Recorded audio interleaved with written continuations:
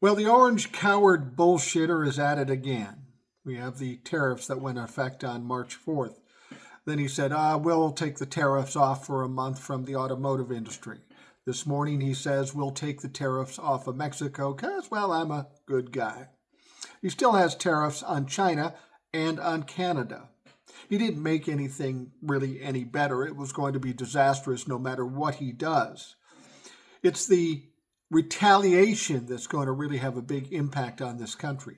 Like, for instance, in China. China said, yeah, we're just not going to buy your soybeans anymore. Now, if you remember, that happened one time before in Donald Trump's first term. And what came of that?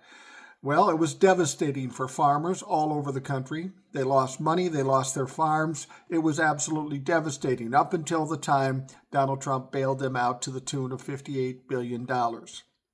What I have to tell the farmers, though, is he's not going to bail you out this time because there's nothing in it for him to gain. When he bailed you out last time, he needed your vote. He doesn't need your vote right now. He doesn't need anything from you right now. So there is no motivation to bail you out.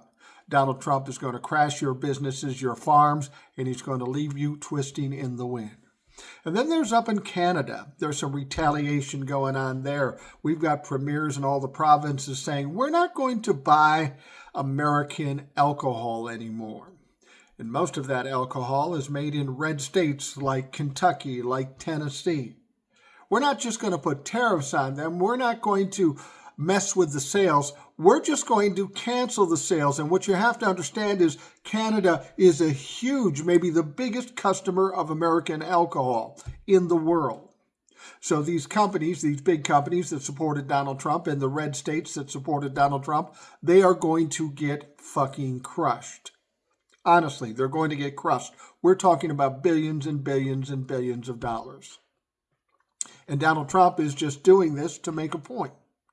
Anything he's told us as to what he expects to gain out of this is absolute bullshit. Donald Trump is a coward, he's full of shit, and he can't admit when he's wrong.